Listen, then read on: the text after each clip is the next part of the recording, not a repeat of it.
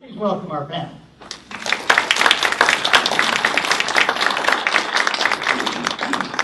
Thank you. We're going to get started. Let me switch to our PowerPoint really quickly. So we're going to all three be talking to you this morning about diversity, equity, and inclusion. And as Marty mentioned, we're really looking at this as a 101 and a launch pad.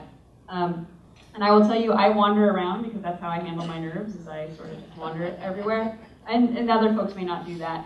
We're also going to do our best to use the mic. I think that this is a great moment to think about what diversity and equity and inclusion is.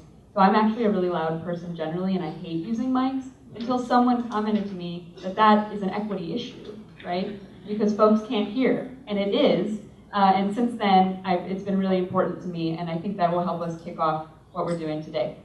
So going through this process is a process we've done with other organizations and networks. So what we want to do is make sure we have some goals for today, that all of us are understanding the concepts of diversity, equity, inclusion, and implicit bias. Our other goal is to understand how that's affecting us in the day-to-day life, and then start thinking about what you all, as legal women voters, can be doing to start building that in your next processes as you're moving forward. So just sort of as a general show of hand, how many people have a familiarity with diversity, equity, inclusion? I've been through a training. Oh. Have you been through a training? Okay, how many of you just know the terms? Okay. How many know the term implicit bias?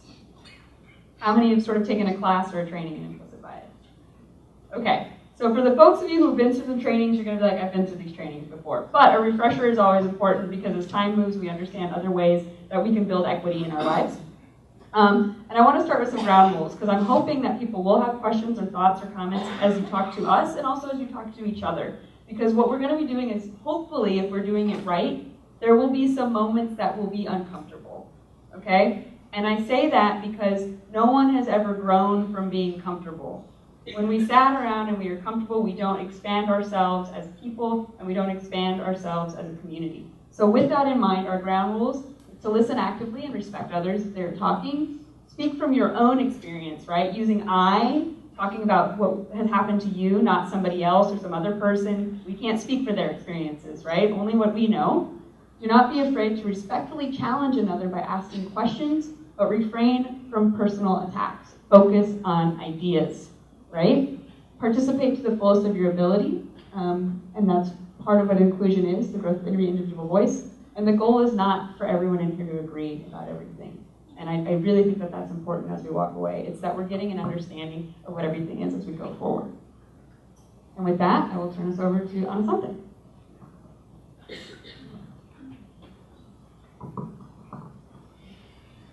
About that. It took me a minute to turn this on.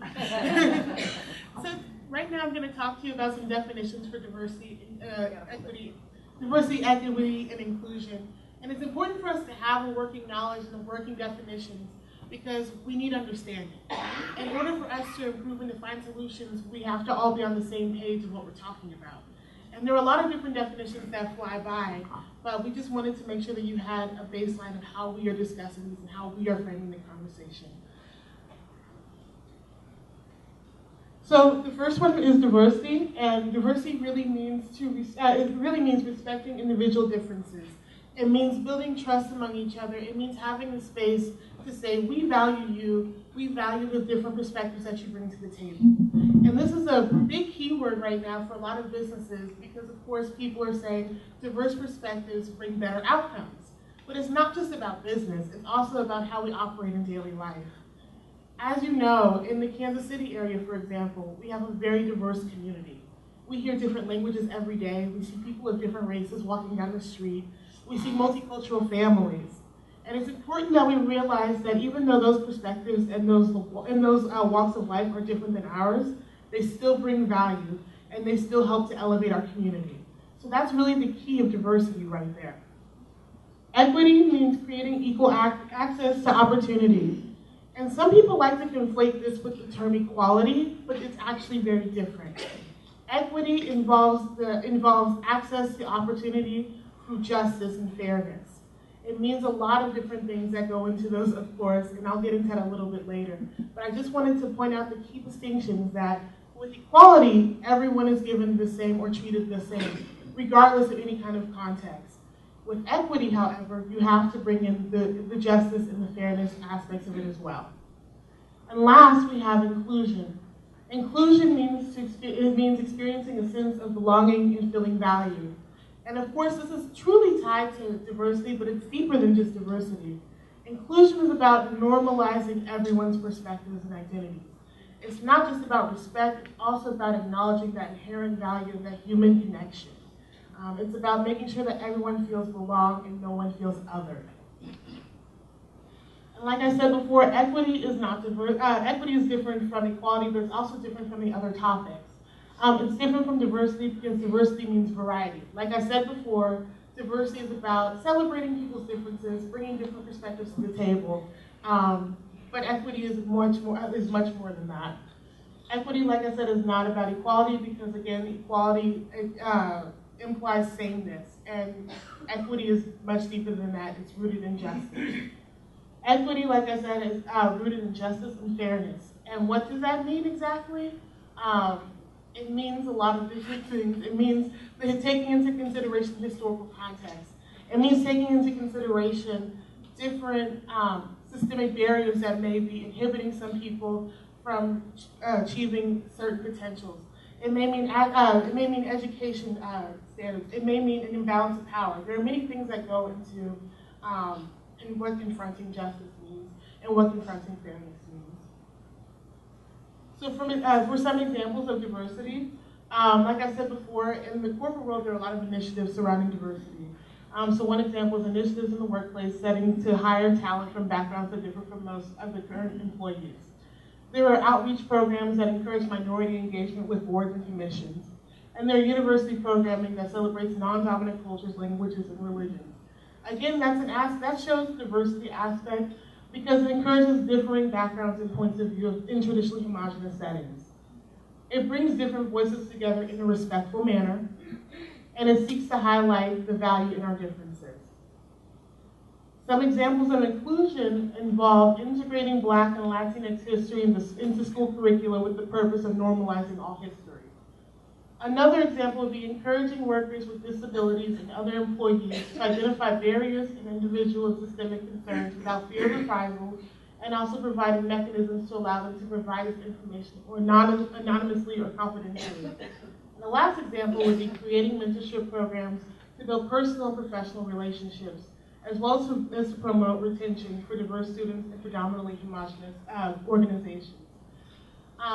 This is different from diversity because it aims to normalize people, not tokenize diverse people and perspectives. And that's a very important distinction that needs to be made.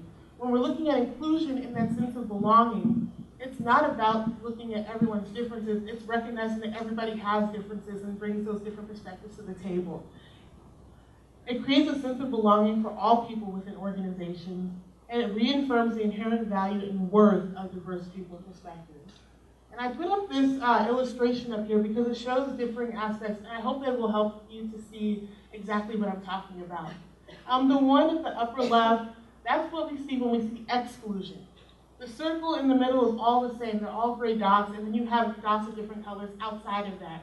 That represents exclusionary practices and discrimination.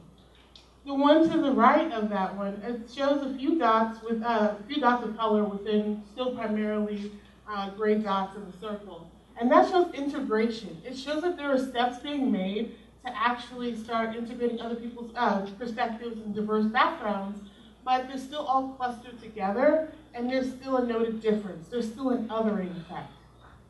The one down here on the right, lower right, is segregation. As you can see, there's one large circle of gray dots, and then there's a smaller circle of dots of color, and they're completely separate. With inclusion, however, it is the bottom left circle. There's not a predominance of any type of color. They're all scattered about, and they're all mingling together. That's what I'm talking about when I say inclusion. It's about making sure everyone feels a sense of belonging, and it does not highlight the differences in a tokenizing way. It recognizes that everyone brings differences to the table. And for an example of equity in action, and I wanted to put this last because equity is a topic that a lot of people really struggle with. They don't understand all the mechanisms that go into it. That's why the example that I was thinking of when I put this together was the Voting Rights Act of 1965. Prior to the passage of the Voting Rights Act, the U.S. in name only gave everyone the right to vote, regardless of race, under the 15th Amendment. And of course, there was the 19th Amendment in 1920 that allowed women to vote. But that was just the de jure rule of law. Everyone had the same, in quote, unquote, pardon me, everyone had the same right to vote, quote unquote, but there were systemic barriers that kept other people from accessing the vote. In practice, however, systemic discrimination crystallized African American disenfranchisement in the South, as we all know. There were things such as poll taxes, bogus literacy tests, and even outright intimidation at the polls that kept African Americans from fully engaging in the vote. In 1940, only 3% of African Americans living in the South could actually vote. The Voting Rights Act of 1965 is an example of social equity. By acknowledging this unique history of oppression and discrimination against African Americans in southern states, the act abolished dubious taxes and literacy tests, gave the Justice Department jurisdiction to confront discrimination, and created federal checks to state laws seeking to bypass these new protections. And that seems like a lot, but really I'm going to break this down for you of how this was equity in action. It allocated resources to correct imbalances of power that aided oppression. That's a huge part of the justice aspect of it, because usually when there's an injustice, there's an imbalance of power that allows that injustice to happen. And that's what was going on in the South. The people in power were able to disenfranchise African Americans because they had most of the resources to hold elections, to decide where ballots and polls would go, all of those things. It acknowledged the systemic discrimination and sought to create systemic change rooted in justice. At that time, really the biggest agency or entity that could really tackle these problems was the federal government, the only one that had more power than the state governments over elections at that time. So the federal government and the acts really leveraged the power at the federal level to create the justice needed at the state level. And acknowledge the historical and societal context when confronting the problem of disenfranchisement. We all know about Jim Crow. We all know about how state governments and even federal policies, time and time again, had allowed these discriminatory practices to happen. And the act itself was created to recognize that history of oppression and that history of discrimination.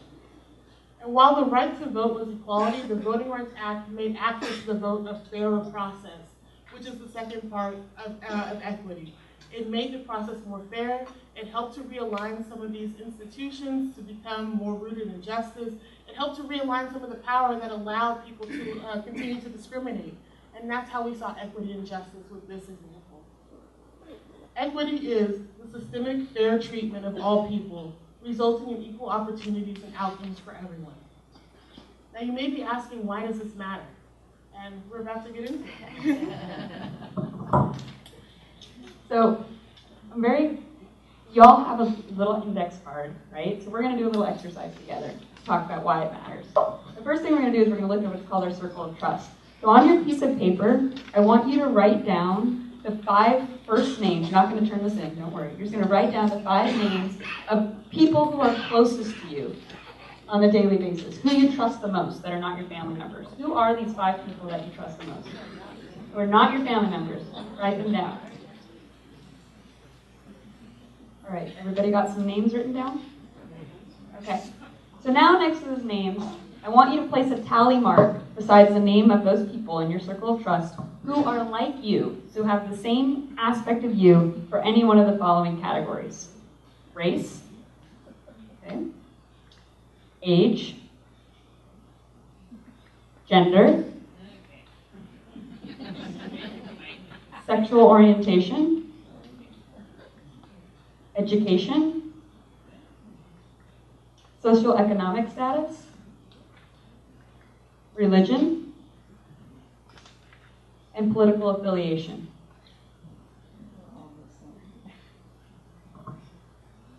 So do a quick tally, see what you got. Of these 5 folks, how many people scored over 30? I'm betting it's a lot. See a lot of math happening. And this is why it matters. This is diversity, equity, and inclusion in action. And we can look around the room and see what faces are here. And the question we have to ask ourselves is, why aren't there other faces here, right? What are we doing, or what do we do in our daily lives, both systemically and as individuals, that create communities that do not reflect those dots that Nacente was just showing us, right? This space is not a space where it is diversely representing every single person of different backgrounds, right? And why is that? It's not because everyone in here is a horrible human being and actively keeping people away, right? There are more subtle forms. It's why equity is an important aspect, why even when we passed the amendment that says everybody gets the right to vote, people still weren't able to vote. So what can we be doing, and what are we thinking about? So I'm going to talk a little bit about what keeps us that way as an individual, and then Tom's going to talk a little bit about what keeps us that way systemically, and then we'll talk about how we as a group can be starting to think about that, how to change what's going on here. And I always like to throw out this fun thing, because these are the general things that people think about diversity, equity, inclusion, but I work in the criminal justice system, and the new studies came out that actually 1 out of every 2 Americans has someone in their immediate family member who is incarcerated. And I think about that too, because I bet a lot of those people aren't in this room, right? And why is that? So, moving forward, it just worked. Now it doesn't work. There you go. Okay. All right. So we are who we surround ourselves with, right? We know the world that we know based on the people that we keep our time with, spend our time with, that we trust. And so what this is known as is called affinity or in-group bias. It's our tendency to like people similar to us and to exclude people who are dissimilar to us. I think about this all the time because I am the director of my organization, which means I'm in charge of all the hiring. And for a long while I was like, oh look, I'm hiring a bunch of other white women. Why am I doing that? What are the processes that I am creating, and how do we create greater diversity, equity, and inclusion? And the answer isn't just to say, stop hiring people that look like you, right? The answer is to say, what are the processes and the steps that I need to bring in greater inclusion? And it's work. And that's part of it, is you have to recognize and be okay with saying, I'm going to do the work. It matters because it is important and critical. So the in-groups also affirm our identity and boost our self-esteem, right? I work with a bunch of people who look like me. We're all great. I'm great. So they're great. And it's attributed to internal characteristics rather than external causes. And it can also lead to ethnocentrism, which is an important thing. When we surround ourselves only with the people we know, it's very easy to exclude the people that we don't. So there are some types of biases in who we talk about. So these are halo effect. People you like are good. Right? You wouldn't like them if they were bad. People you like must be good. And that's not necessarily true. People you like also do bad things, right? But because of our own systemic bias and implicit bias, we start to believe that whatever they're doing must be good because they're a good person. And those are the kinds of things you can think, like if you have 2 friends who are getting in a fight, right? One of them you're going to say is doing it better than the other, and one of them made the right decision and not the other. And part of that is your implicit bias because they are probably doing it the way you would do it, and it's not able to be the way of everything's going. We seek information that confirms our assumptions. There's tons of science about it. And groupthink. We try really hard to fit into the group or to not say anything and let the group do something even when we think it's wrong, right? So these are some of the problems that come with our circles of trust. But so to get there, I want to talk about implicit bias. So we're talking about definitions. So implicit bias is an automatic, unconscious attitude or stereotype based on past experiences and associations that affect our decisions about others, right? And there's a way our brain builds these. It's built off of what is called schema. Schema is culture, all right? Schema is everything that what you think about. It's a preference for groups. It's how we understand the world around us, right? It's everything we know. That is the schema. It is the lens with which we view the world, right? We all have our own unique schema. It is informed by the culture and every way that we grew up. And so if we're talking about implicit bias as something that is operating outside of our awareness, coming through the lens that was created, that we didn't know was created, right? I want us to think about how that plays out into other systemic things. So I'm going to do an experiment, a Google experiment, all right? Google is not a human being. So can Google be implicitly biased? Yes. So here's our experiment. I typed in 5 black teenagers, and these are the pictures you get. I typed in 5 white teenagers, and these are the pictures you get. And I don't know for the folks who can see in the back, but there is a stark difference. Thoughts? So 5 black teenagers, in case you can't see in the back, we get things like mug shots, right? A lot of criminal shots, people looking angry, lots of dark. For white teenagers, bright colors, everyone's happy, everyone's doing a lot of work. Right? That is the world, that is how implicit bias impacts the world. Because our schema, the narrative, the culture of what we're saying becomes so ingrained that our search engines pick it up. Right? That's how we search for the world and tag it. That computers can now say, this is the dominant culture. Okay? So how do we continue to think about this concept of other? Schemas are prone to distortion. So they're invented because our brains are trying to help us create a narrative shorthand of how to impact the world, right? So if you think about it, you touched fire, it was hot, your brain's like, don't touch fire. That's what a schema is. It's a shorthand and a shortcut. But it can also be a really bad shortcut, right? If you hear something and you're told that it's dangerous, and your brain forms that shortcut and says, this is what 5 black teenagers look like, that is a dangerous shortcut. Your brain is not doing it because you are a bad person. Your brain is doing it because we have created a society and a culture and a narrative that you become part of that. And the thing about implicit bias and schema, you don't get to control it. You cannot tell yourself, well, I'm not a racist, so I don't have racist thoughts. That's just not true. I'm actually going to push to you and suggest to you that everyone has racist thoughts. We are all created in the same culture and schema, and that includes people of color, that includes communities of other different minorities, sexual minorities are created, and we are all growing up in the same culture that has repressed and imposes the other, right? Part of our schema is we believe this is our worldview. Anyone who is outside of the worldview must be different. And that's why we're inclined to people who don't fit in our schema in a different category, okay? We're more likely to see things that fit in our schema and to reject things as distorted or wrong if they don't. And so how do you assimilate that, right? So our brains go through a process of schema to what's called assimilation. And assimilation is taking something new and putting it into your current existing schema. I liken this is the Christopher Columbus moment, right? Christopher Columbus explored the world to find India, right? Came to the United States, sees a bunch of people, must be Indians.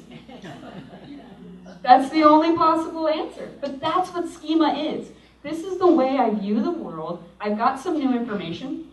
Must be this. But it's wrong, right? And we have to be able to challenge ourselves with it. So new or unfamiliar information is interpreted in relation to previously learned information, which I think is fun. There used to be a great website, and I wanted to link it. But what that means is when it's outside of our way of understanding, we come up with really distorted facts.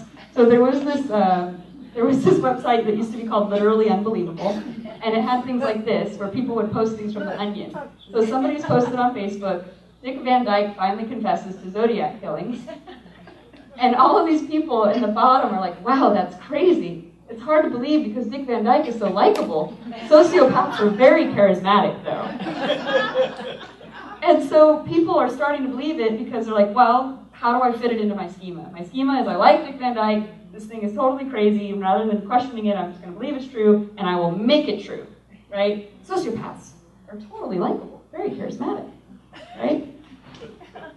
And so the next process that we go through is from assimilation, you go through accommodation, where you try to actually, this is what's key, how you change your schema a little bit to incorporate. So it is possible to change your schema. You assimilate something new, and then you accommodate it by changing your worldview in the next step, all right? And so that's where we get to the next process. Your schema anchors your perspective. So when something is close to how you view the world, you can accommodate it. You can expand your worldview a little bit to get there, right? So an equity issue, when I talked about the mic, it's easy for me, in my worldview, to understand different kinds of abilities and disabilities. I've had moments where I've broken my legs. I understand I need accommodation. And so when people say, oh, I need this, I'm like, oh, cool, I can expand that. That's easy, right? I got that. But for people, when they hear something, especially if you think about movements and things like Black Lives Matter, they may say, that's too far outside of my field. I don't get it. So then we get back to assimilation, and we get back to these stereotypes that we don't understand because we're not accommodating. It's too far outside of our worldview, our world experience, or perhaps our circle of trust to get to that next thing. So the closer it is to something you know, the more likely you are to be able to expand it out. And the further away it is, the more likely you're going to come up with something that's totally off base. And that's not because we're bad people, that's because of how we think. It's the same process that's been happening a lot when you look at immigration processes, where people are saying, I didn't think my neighbor would be deported, right? Not my neighbor, that was my neighbor. I knew that person for a long time. So there was clearly an exception because my schema did not allow for the immigration aspect of it and the consequences of immigration. So when my neighbor is the person who's deported, how do I then assimilate to accommodate that? It was too far away for me to understand it until it happened. And then now I have to move it closer, right? And I will also challenge it this way about implicit bias. So implicit bias, there's a test that you can take that is actually really amazing. It's online. You should go there. It's in Harvard. And what they do is they basically create a bunch of categories. So some of the categories are just things like black or white, right? And some of the categories are things like good or bad. So some are facts and some are value judgments. And then they start to place them on there, and you're using keys to decide what your reaction is, your reaction speed, to say if it's good or bad. So they may show you a picture of like plants or flower, and you decide if that's yellow or not, right? And based on your reaction time to how long it takes you to get to it, it will tell you your level of implicit bias. And it's really fascinating what you will find in there, because it also includes things like gender. And so it's really fascinating, I think, for a lot of women to also find out that we are also biased against ourselves. But it's true. So I would recommend taking that test. And the other thing to think about is that test really shows us that we're putting people into these categories. And I want to talk about that schema and that accommodation moment for a second because of the worldview. I'm standing up here, right, and a lot of folks are like, all right, you're Tricia Bushnell. Just talked about hiring a bunch of white women. My family's from Mexico. And now I know that in your brains, there are a lot of questions happening, right? How, is it both your parents? Why is your last name Bushnell? What's going on here? And that's the thing. It's not because you're racist. I mean, we're all racist. We're going to have to start from that premise. But it's not because you're being an overtly bad person. It's because you have a schema, and your brain's trying to help you to get me to fit into it, right? So what we need to do is recognize that those are the processes that are happening. And when we think about diversity, equity, inclusion, then also say, my brain is asking me for this, but is that an appropriate question to ask the other person, right? Just because my brain is trying to make this category, can I live without this category? Because the reality is, it's kind of not about y'all. My identity really isn't about y'all, right? So do I need to answer those questions? No. But it's hard because that's the way our brains are wired. So that's sort of on the individual level how we go. Tom's going to talk a little bit about how it works on the structural level.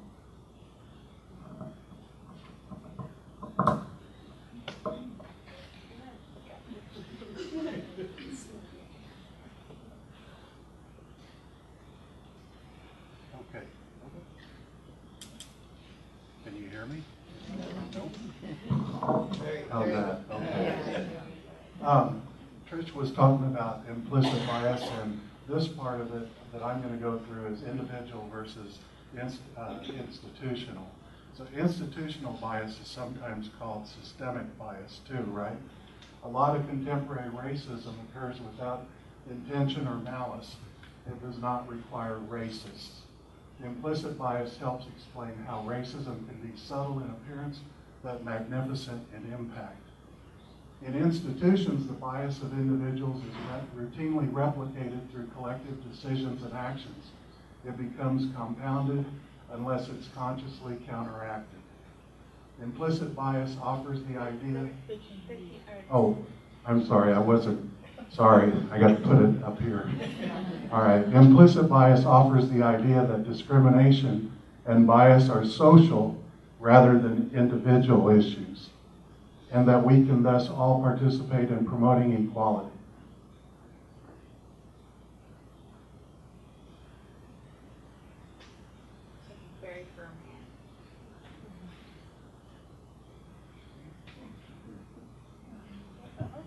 Okay,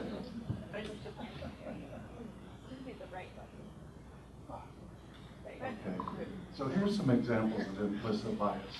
Managers are less likely to call back or hire members of a different ethnic group. And a couple of things I saw about that was it depends sometimes when somebody's talking to individuals on the phone and they detect a certain accent or a certain pattern of speech, or names. They associate different names with different ethnic groups. And even though they may not be consciously thinking, they're making decisions unconsciously, right? Or we. NBA referees are more likely to subtly favor players with whom they share a racial identity. A white male with a felony conviction is more likely to be brought back for a second interview than a black male high school graduate. This is kind of funny because I saw one of these too with Martha Stewart and Snoop Dogg. Remember when he was on her show? And so it is kind of funny that, people look at, well, it's not funny. It's ironic that people look at things like this and automatically make assumptions, right? The consequences of implicit bias. Job applicants with white-sounding names, remember I talked earlier about how different names, receive 50% more callbacks for interviews than applicants with black-sounding names. And I was a manager for 20 years with the IRS, and I did a lot of hiring. I probably hired thousands of people. And I think you'd be shocked with the conversation that goes on sometimes in the group when people are comfortable with each other, and little comments that they think are innocent, but they've already made a decision about an individual based on a last name, based on the sound of the first name, etc., right? It's kind of eye-opening. White job applicants with a criminal record were more likely than black applicants without a criminal record to be called back for a job. Do you think that's true? Okay. So here's the consequences, and I think this is a good chart to look at when you look at the plea offer types for felonies. Can you all see that back there? So the jail or prison term, who's more likely to get a jail or prison term? The same thing with community service, but it's more who's more likely to get a jail term? Please tell us what the colors represent. Oh, I'm sorry. They Okay. can't see the guy at the bottom at all. All right. So this part of the chart shows the white defendants. The blue here is jail or prison. 51% of the white defendants were going to get a jail or prison term, as opposed to 74% of the black defendants. The other ones down here are kind of close. The thing that was key to me was who's going to go to jail. Well, who gets time served? The white defendants. Oh, I'm sorry. So, Time served, that's right. So time served, the white defendant 12%, and the black defendant 4%. So that's kind of a telling chart. There's also community service, white 14%, black 9%, and a fine 5% versus 2%. And that's another common thing too, is that a lot of times a person of color is going to go to jail instead of get the fine, right? Or they're going to get jail instead of community service. I better get back over here.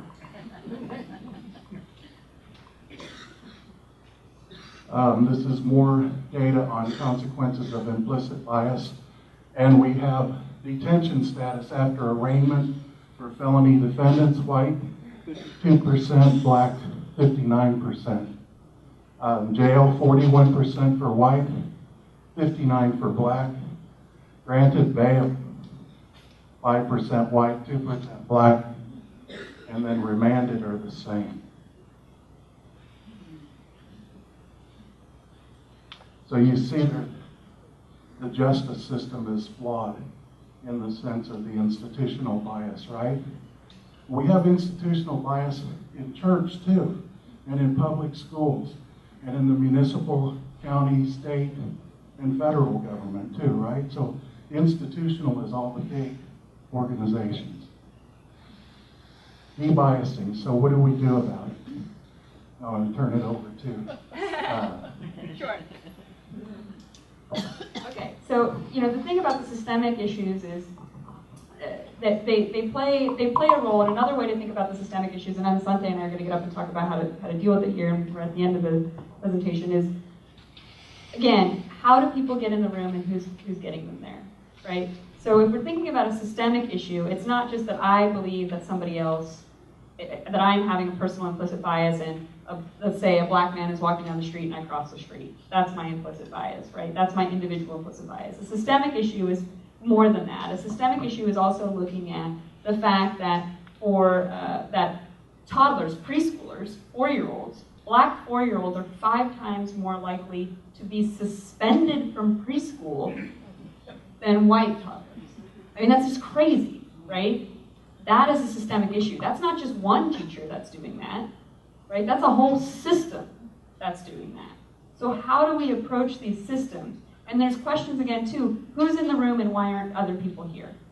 So that's the diversity aspect. And then how are we giving people actual meaningful seats at the table is the inclusion and equity. So we're going to talk a little bit about. I just wanted to jump in and say that's extremely important, because when we talk about systemic issues, I think it's great to break it down. We all know that we have our own implicit biases. Some of us may clutch our purse when we're walking down the street and we see a person of color, but that's an individual level.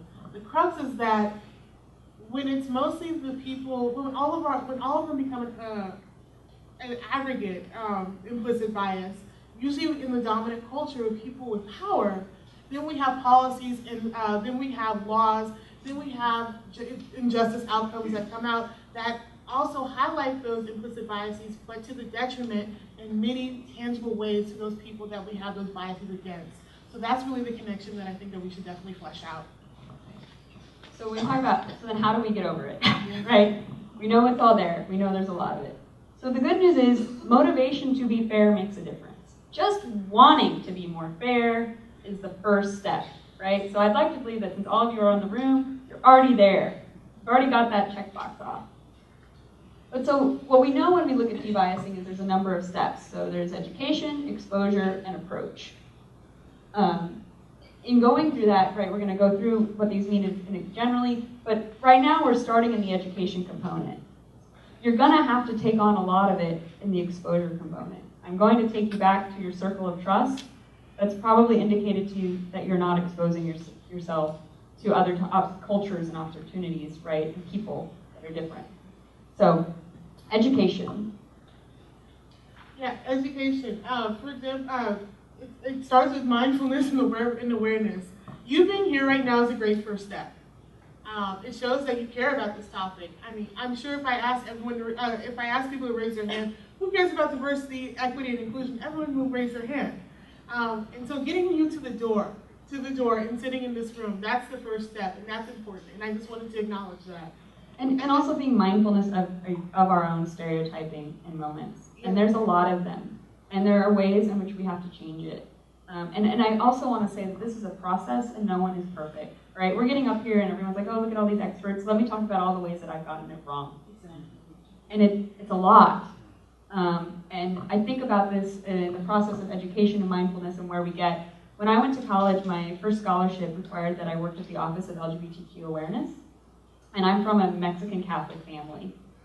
And this was not recently, right? This was 20 years ago.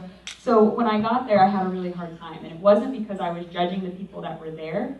It was actually that I had concerns of what if people thought I was gay. And that moment is such a powerful moment because what I'm essentially acknowledging is that life is bad for people, right, that are LGBTQ. I'm recognizing that because I'm saying I hope I don't get treated that way, right? I had a similar moment as well. I was working at my university on some issues in the Multicultural Student Affairs office, and we were having a panel about LGBTQ issues, and I was very forceful in the things I had to say, but I always ended it, and I didn't even realize it with, I'm not part of that community, I'm not gay, but, and then it actually took someone pointing it out to me within the community saying, you don't have to say that, people aren't going to automatically assume it. Of course, some people are because of implicit biases, but you have to get beyond that. You have to be mindful of how you are helping to reinforce those stereotypes. So it really made me think. It made me more mindful of what I needed to do. And I was educated. And I'm grateful for that. But being mindful is another aspect of being able to educate yourself.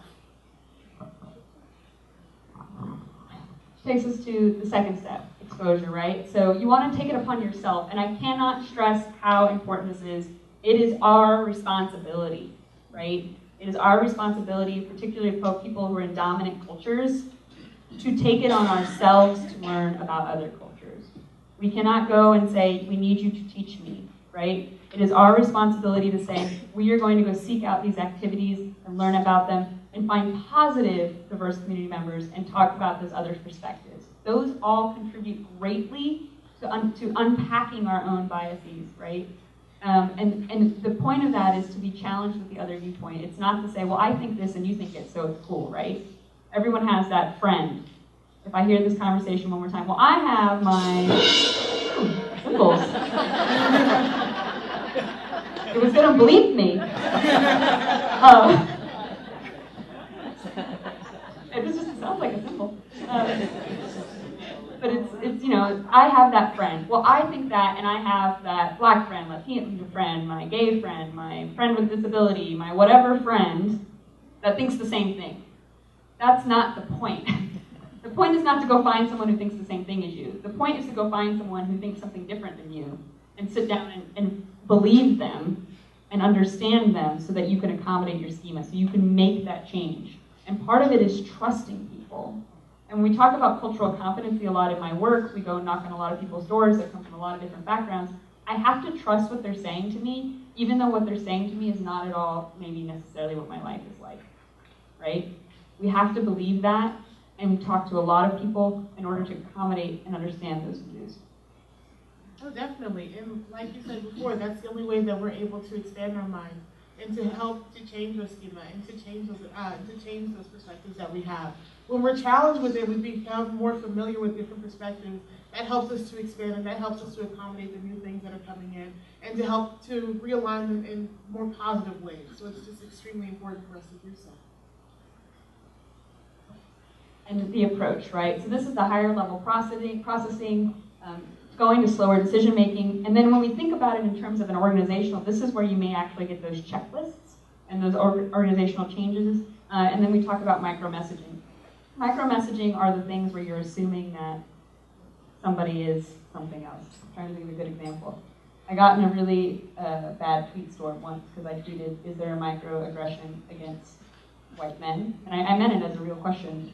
And I got a full tweet about that.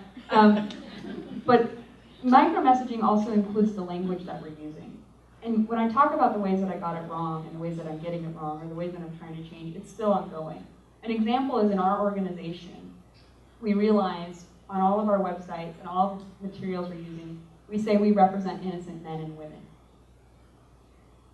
Many people might be looking at me like, why is that a problem? Not all people identify as male or female.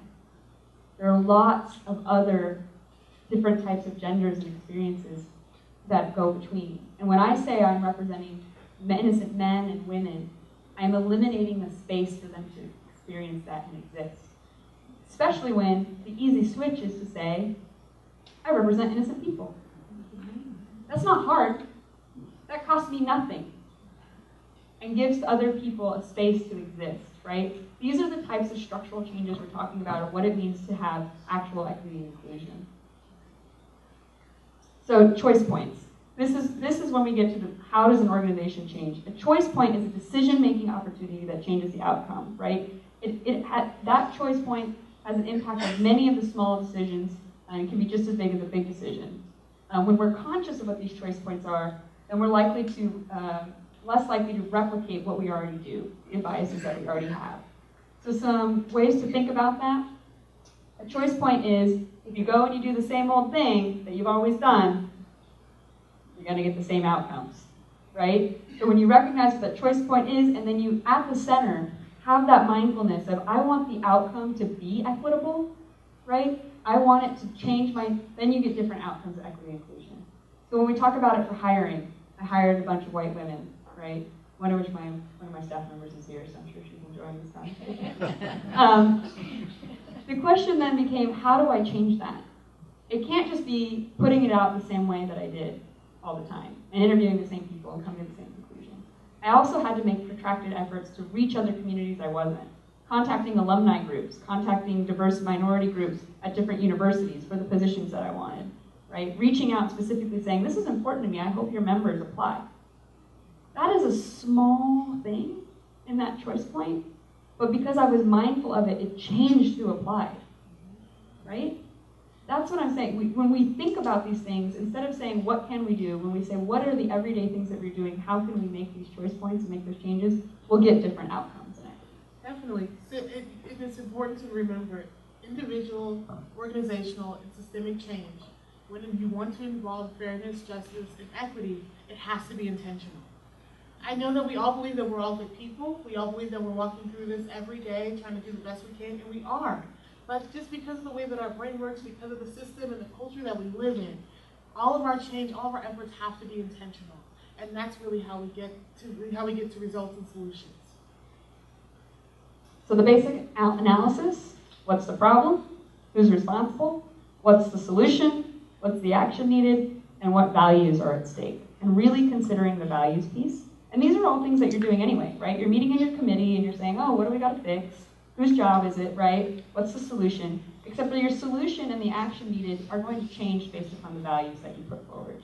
If my solution is I need a person to fill this job, but my value is I want real equity in my office, then the actions that I take are different. They just are, even though they're small. And that's the thing, is to not undervalue these small changes that can be made. So what are some examples of organizational choice points? Making your budget, planning your meetings, choosing your new campaigns and your projects, responding to press calls, and designing board meetings, right? And also designing your membership outreach. Who are you trying to get in this room, right? Where are you going to meet new members? Those are small things that will make a huge impact on your organization and that you'll continue to do as you step forward and things. And so that's what we really have. The last ones are really some things that we'll give to you guys for background as you start thinking about it. You know, what are the alternatives that could produce different outcomes? Which will be the best thing to advance equity and inclusion in your organization? And then identifying and selecting those actions. But I know we wanted to leave plenty of time for questions, so when will do that?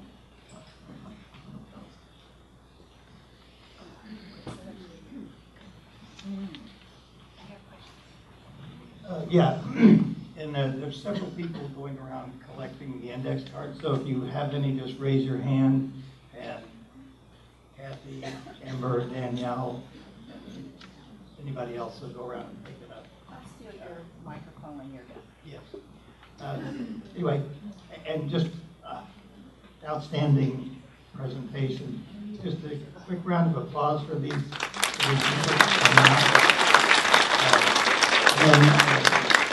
I'm just going to collate the questions and I'll shut the PowerPoint off. Again, this has been so meaningful, and it's so great to see somebody who has actually put into action their values, and then it's so great to have that. I know that some of these questions, I know that we can never get to all of them, and some of them have kind of been just a little bit addressed. So I do want to apologize to any of you if we don't get to your question, but I'm going to try to go through some of the ones that we haven't addressed. One of the first questions that I got was, where can you get diversity training? I think we all have tons of resources. Yeah. So you may have heard in my bio, I sit on the Greater Kansas City Chamber of Commerce Diverse Business Committee. We actually offer trainings. We'll have 4 more of them at the end of this year. They'll be free and open to the public. So look for that on the Chamber of Commerce website. But there's lots of places. I mean, any higher education university will usually have something. I just spoke yesterday on a panel on restorative justice in the era of Me Too, right, which is an equity issue. And there's a ton, and I know Tom is going to know a number of them from his work. One of the things that I wanted to mention, thank you, Tricia, wherever you work, if when they offer diversity training, a lot of people get really frustrated by it. And I think some of that comes from fear, comes from being uncomfortable discussing it. I did a lot of diversity training over the 20 years that I was a manager with Internal Revenue Service. And when you go to those classes, they really do have value. I wouldn't have gotten involved in the training if I didn't believe in the value of that training. So wherever you work, your HR, especially the bigger the organization, should have some kind of diversity training. If they don't have it, ask your manager or whomever you report to, or go to HR and tell them, we need to have diversity training. And that's, I think, almost all larger organizations have it. Now, the smaller ones, I can't speak to that. But another thing you can do is go to the public library. The public library is a vast source of diversity training that you can do on your own in your own privacy. And that, that's a great place to start, as a library. Definitely. I was going to suggest the library. Also, like you said, higher education. As a UMKC alum, I'm still very connected to the Multicultural Student Affairs Office, and I know that they have a lot of diversity and inclusion facilitators in the office willing to talk to people. And also, depending on where you live, in Kansas City, Missouri, our city government has actually been doing a race and equity initiative, hosting public meetings and hosting public forums for people to go and really engage on the topic. So there might also be some resources through your local governments as well. So those are some other quick and easy places to get some diversity and inclusion training. I want to add something really quick here. The Kansas City, Kansas Public Library has a lot of diversity initiatives, and that doesn't mean you have to be a resident of Wyandotte County or KCK to come over. And I'm just going to put in a little plug here. Journey to Normal is going to be featured March the 26th at the Kansas City, Kansas Community College Technical Center. And this is about women embedded in the forces in Afghanistan. It's their story, and it's free to the public.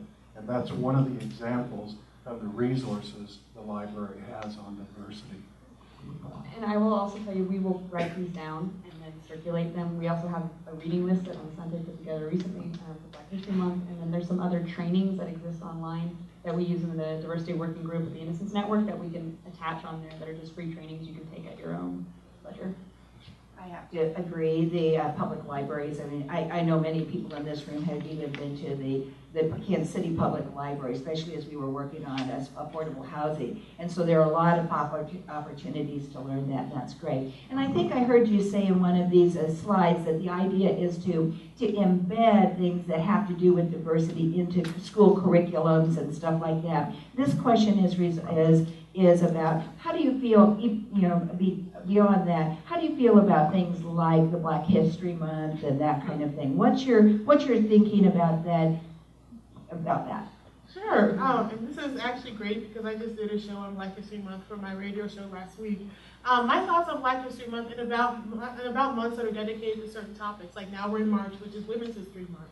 I think that they're a great start. I think that they highlight histories and narratives that have historically been erased, historically been downplayed, and I think that it helps to raise awareness about rich cultural histories that many different groups have. However, I think if we are looking for a truly collaborative and inclusive curriculum, then we need to start embracing those histories and start teaching them in those narratives throughout the year. It shouldn't be this separate, like hyphen History Month. It should be, for example, African American History Month. It should be about African American history as part of American history. Latinx history is part of American history. All of they're not separated. We just separate them ourselves. So I think that those months are great steps, but to be really inclusive and to truly bring, I would even argue, to bring justice into the education system for those students, we need to incorporate it consistently and throughout the year. And I'd like to add to that too, that I really agree with the part about I agree with everything she said, but particularly the educational part of it. We're only exposed to the European part of our history, and there's a whole slew of other history. I wasn't till I was in college that I'm Mexican too. My father's people came from Mexico in the 1920s. My mother's Irish, Scottish, French. They came here in the 1850s. I never learned my Latino, Mexican, indigenous history until I went to college, and I'm still learning it. So there's a whole other world out there, and it's good for all of us to know that, because that's, like you said, that's all our history. I hope I'm putting this together correctly. I'm not sure about this, but here are two questions, and I think they are related. One is you have basically, one is regarding consequences of implicit bias. Relative to achievement gaps of marginalized subgroups, does correlative data such as punishment data utilize for solutions, maybe some of that data? And then it says, you have basically described institutional racism. Isn't the only real solution legal? Laws penalizing discrimination, affirmative action. So they're are we using data, and is the legal system going to allow us to get that data? Sure. So on the first half of are we using data, the answer is yes, but only to the extent that we're studying it, right? So if we're not looking at it, if we're not recognizing it as an issue, then no, we're not using data. So that data that I was providing around toddlers and elementary school suspensions, it comes from the ACLU of Missouri's school to prison pipeline study, right? So the ACLU chose to study that as a system, as a government, as a society. We aren't. And I think Nacente probably has a lot to say about environmental racism and what we're studying and not studying. I was talking about criminal justice. The issue with whether or not the law is the answer, the law will never be the answer. The law is a tool, but it's not the answer. The reality is the law around racist outcomes is not good. It's not that you can just say there's this racist outcome. I have to show an intent, mainly, that it was intended to be that way, right? That's why we end up having to pass all of these additional laws. And quite frankly, the laws are getting worse. The Voters' Rights Act, right? I'm sure you guys have all talked about that here at the League of Women Voters. We're not even providing those protections anymore, right? In Missouri, LGBTQ status is not a protected status. If you're an LGBTQ person, you can get fired for being LGBTQ in Missouri. You're not protected. So the law can't be the answer. We have to sit there and say, what are we going to be doing as equitable measures in our own institutions, in our own businesses? I really enjoyed the question of how do you get trainings, and there was a big question about big businesses. Part about the big diverse business community, what we've been talking about is, I'm in a nonprofit, I have 8 people, seven employees essentially, right? We don't have money to put on a big diversity training, so that's part of why we were doing that in the committee. But then I also had to say, but we represent disenfranchised groups. The vast majority of our clients are Black men, right? The vast majority of our clients came from poverty. We can't be saying, let's just have a bunch of white women up here representing them and say, well, the law will sort that out. The law's not going to sort that out. The law's not going to sort out that education system. They're going to look at funding, that they're not doing it. I think it's very nice to say that's somebody else's problem, but part of this is to say it's all of our problems, and it's our obligation to fix it. Definitely, and I also just want to add in terms of the law aspect, the law and the legal system in this society, it is reflective of our society as a whole. Our society still has a large problem addressing issues of race and justice and class, of sexual orientation and gender identity. The law does not change quickly.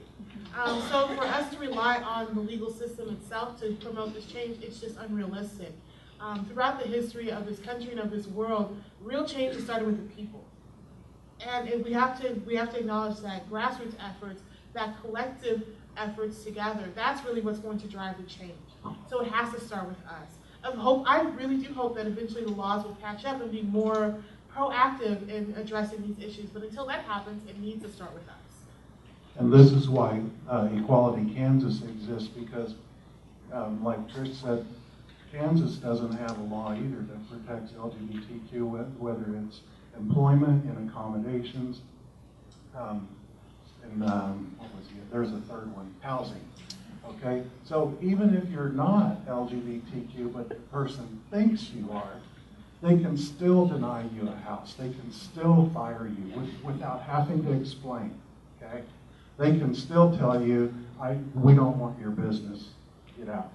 Okay, so that's why organizations like Equality Kansas went out and changed the law by getting Kansas City, Kansas, Marion, Prairie Village, Mission, to pass non-discrimination ordinances so that the individual communities can protect all of their citizens because the state won't. You have come to the right place. I mean, the word grassroots is embedded into our mission statement, and so I really do appreciate the partnership that we can do. The people in this room know how difficult it is and how important it is to be at the legislature when they're making those laws. And so if there's anything that we have in common is we understand that the law isn't necessarily, we need to help the law understand, the lawmakers understand what we need at the grassroots level. So thank you for that. Again, these two are kind of related, so I'm going to read them both and then you can do that. It says, when you are old, not part of your credentials, it says, associations are 30, 40, 50 years old. It's harder to break out of old, comfortable associations. Can we appeal to young, diverse people? And I know we've all been working on that here in this league. And then the second question, does where you grew up have to do with your attitude toward diversity? Where I grew up, who did that? We did that in a very positive way. So, I mean, again, your age, your location, what are your thoughts on that? Well, when it comes to age and location, in terms of where you grew up, I have to say, and this is a bias that some people have towards me. When they look at me, they think I grew up in the inner city. I was one of those success stories. I grew up in Sedalia, Missouri. I grew up in a very rural context. I grew up in a context that was not very diverse. And these issues still percolate. They still come up. And really my awareness of diversity, inclusion, and equity came from my background in Sedalia, Missouri. There are enough of us there to make people aware that there are issues. Even though in Sedalia, for example, it's 5% African American, when you see the kids that were suspended from school, who were expelled, who the cops were calling, they were always people of color. Not just Black people, but also Latinx students. There are issues of inequality that are there as well. It's not just relegated to cities. It's not just relegated to certain people of certain eras. It's still all around us. And really, I understand why different contexts would make you think that it's not a problem in all areas. But again, that goes into our own biases. We use our own experiences to really shape our realities.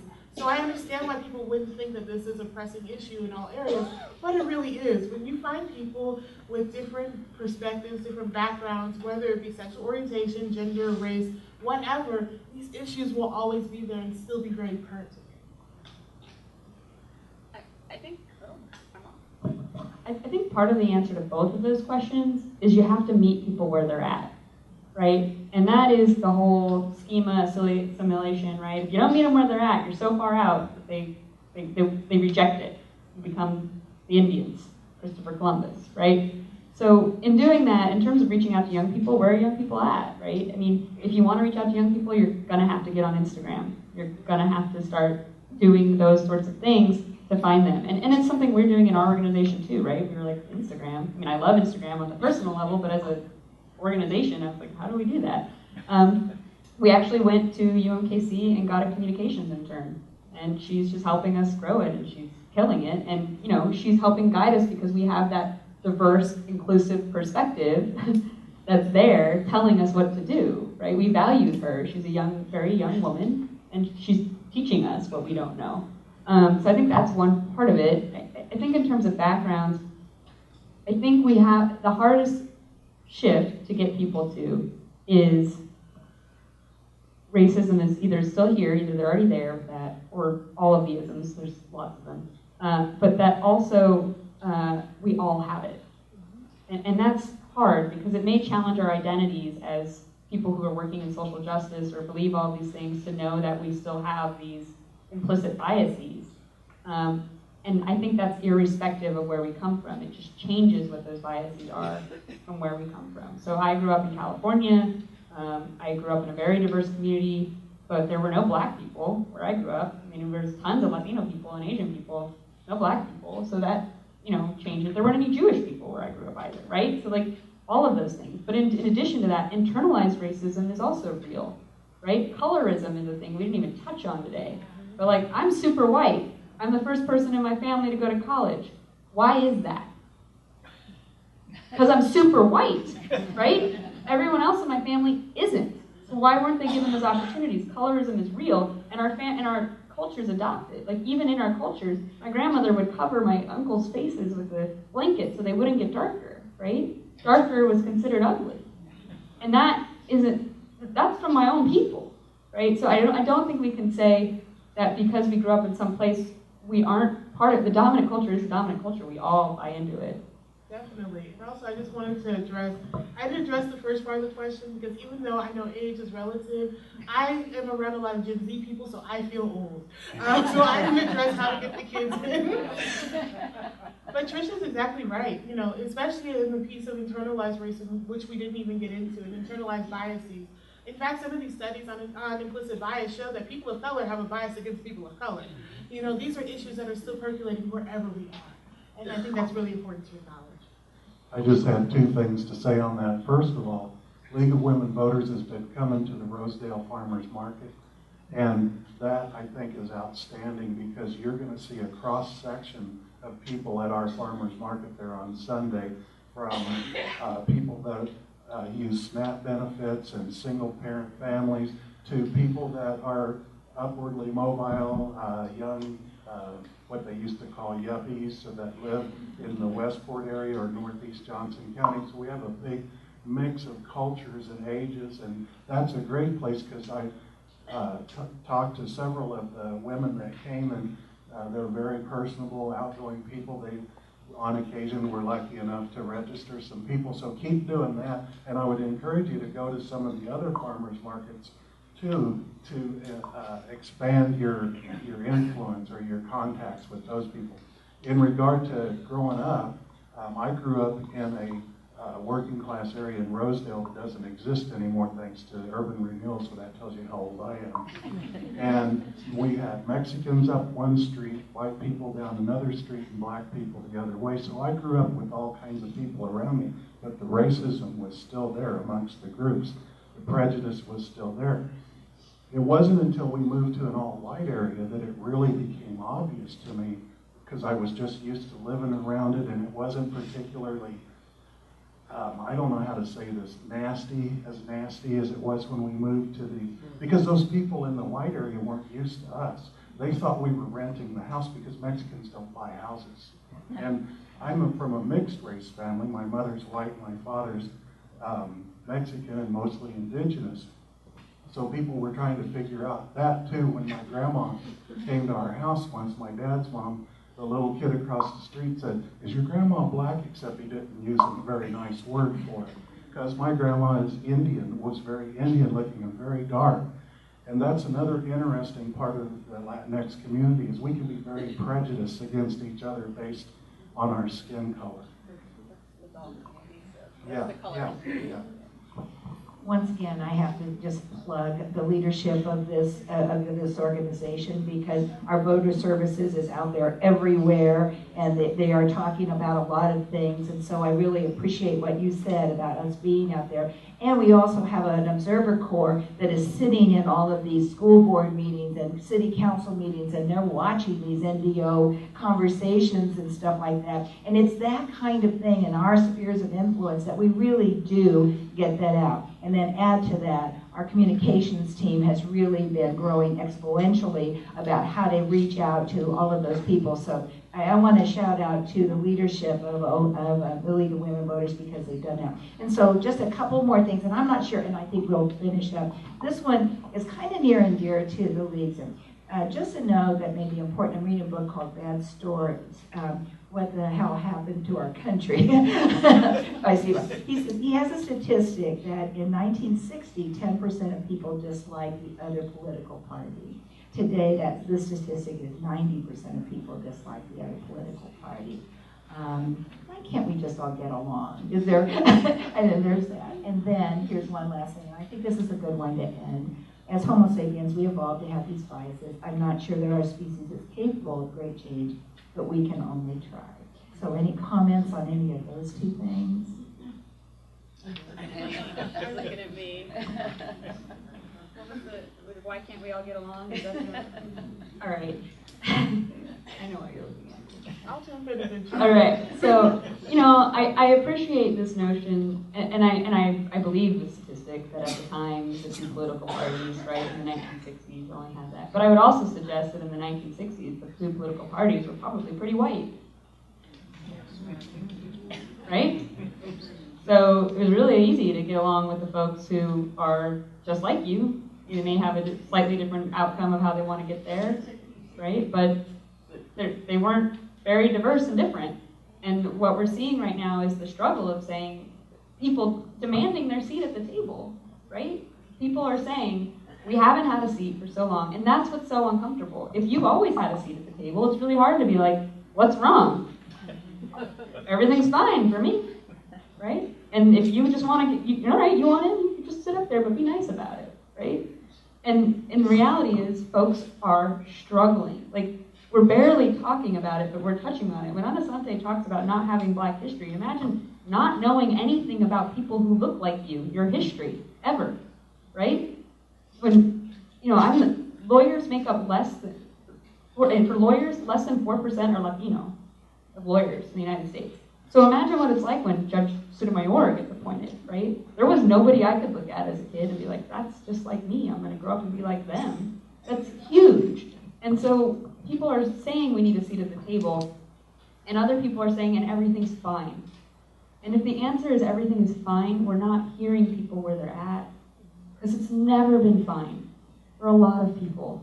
LGBTQ communities, right? People of color, oppressed socioeconomic statuses. There are a lot of people. And now we have the ability to say it. We can go online and say, hey, millions of people I wouldn't otherwise have access to, here's my day-to-day. And that's hard. We're having that assimilation process right now. We're having a schema that we've had, and people are saying things so far outside of what we've known that we're rejecting it. Versus before, we had two parties that kind of fit within each other. It's still something I knew, we disagreed, right? And I don't think the point is for everyone to agree on everything all the time. That's not the joy of diversity. But the point is to get everybody to not to hate other people all the time. And I think that's where we really struggle. That is a perfect answer for that. And also, I just wanted to add, when we look at the political climate in this country, and I'm someone, when I approach this, I try not to be, I don't try to be partisan or political. I don't identify really with either party. But what I do want to point out is, it's really hard for us to sit here in an intellectually honest way and say that these two parties, that I'm trying to think of the best way to say this without offending. We can't sit here and say that everything is fine and it's just about getting along and feelings when we have state and local governments that are trying to take seats away from people that have been crawling, struggling to get at the table. It's hard for me to sit here and say that I appreciate a certain party over another when we see people in Alabama, when we see people in Missouri getting turned away from the vote because they don't have a driver's license or state ID, even though they may not have the means to access a place to get an ID to be able to vote. It's just really hard for me to really try to engage and say, can't we all just get along, when we have people who are trying to overturn laws and amendments that are meant to make the process fairer, such as nonpartisan mapping of our congressional districts, all these things. It's just, a lot of people right now feel that it's not just their voices not being heard, but it's their existences and their points of view being erased.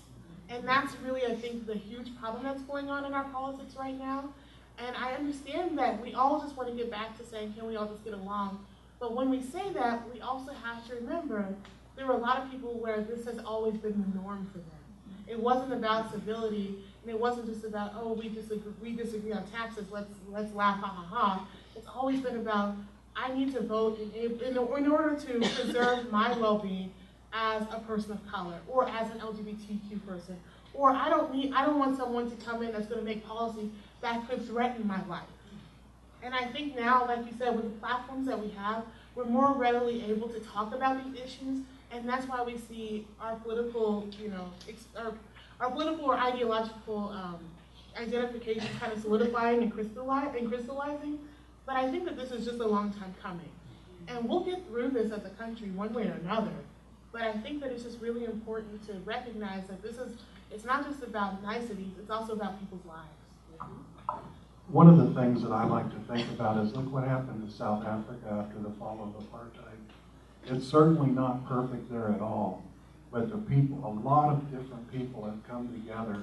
They didn't go and wipe out the white minority. They somehow found different ways to try to make things work, and by no means was it perfect. I had conversations with black South Africans and white South Africans, and what's going on there is interesting. It's interesting in a positive way. Sure, there's a lot of negative things still going on, but the country is still alive and working. And we have some pretty big problems here, and that we have to be honest about them, and we have to quit being uncomfortable about everything and just start talking face to face. And it's taken me years to get, for myself, to feel comfortable talking and identifying myself as a gay man at work and in public, to where now I'm not intimidated by it. I spent 9 years in the Air Force. I was extremely afraid that I was going to get outed and that I was going to, shame my family and everything, and the stress was literally killing me. So I think this is, with the League of Women Voters, Equality Kansas, Innocence Project, all different kinds of groups are making headway, and we all need to give service to that in some way, and in any way you can think of. You don't have to march in a parade, but find some way to support these movements. For an old lady, the League of Women Voters at age 99 did something that was very progressive, and that was to start the conversation on diversity, equity, and inclusion. And I'm just so grateful that Marty and Marcia brought you three to start us off on this journey. And again, I don't know about you, would you agree that this has been so informative and so interesting? I thank you. I